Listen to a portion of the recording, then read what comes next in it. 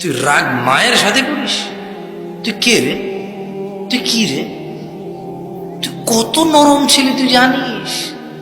তোর পায়খানার প্রেশার আসছে তুই বলতে পারিস না, এটা কখন বের হয়ে গেছে সেটাও তুই বলতে পারিস না।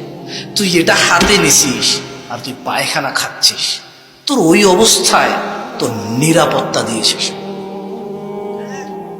তোর ওই অবস্থায় সে তোকে নিরাপত্তা দিয়েছে। তুই এতটাই নরম ছিলি যে তারা ভয় থাকতো যদি তুই ওদের পিঠের নিচে এসে মারা যাস। তোকে 3টা 4টা 5টা কাঁথা দিয়ে এক সাইডে রাখে নাই, তুই যদি পাল্টি খেয়ে পড়ে যাস।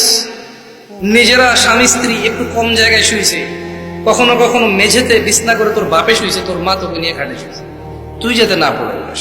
তুই রাগ করিস? তুই কে রে? তোর ছোটবেলাকে তুই বাদ দে রে। তুই তোর ওই ছোটবেলাটাকে বাদ দে,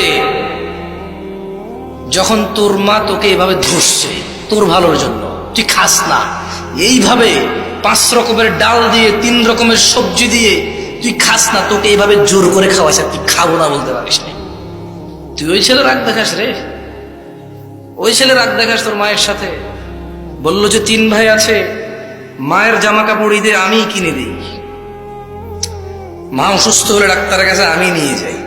বললাম যে তোর মা যখন তোকে পেটে নিল, তোর মায়ের পেটটাকে তো 4 ভাগ করে নাই যে এই অংশে তুই থাকবি, এই অংশে আসতেই পারবি না, তোর বাকি 3 ভাই আসবে।